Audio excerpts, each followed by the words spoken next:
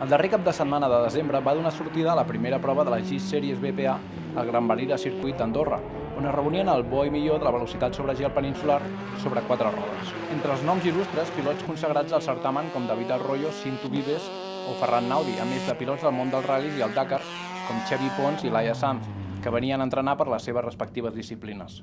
Amb la possibilitat de córrer amb un proto d'aquests, que són unes màquines increïbles, doncs encantada. Queda molt poc per marxar al Dakar, però també aquests dies últims tampoc podem entrenar massa per no lesionar-nos ni res, i això és una cosa molt segura. En la final B, Carlos Ezpeleta es va emportar la victòria amb el Citroën preparat per Antonio Zanini davant d'un Xevi Pons molt combatiu, que no va deixar de pressionar el líder en tota la cursa. En tercera posició entraria el Mitsubishi Colt de Cinto Vives. En la final A, David Arroyo sortia amb la pole davant de Ferran Naudi i el Citroën C4 Evo de Ferran Monge. En la sortida, Arroyo manté la primera posició, però Naudi exerceix una pressió constant que el permetrà avançar a Arroyo. D'aquesta manera, Ferran Monge assumen la lluita per la victòria, emportant-se, però, la tercera posició final. La primera carrera que aconseguit guanyar. No ha sigut tan fàcil com sembla, tot i que els entrenaments han anat molt bé i hem marcat bastant bé el ritme.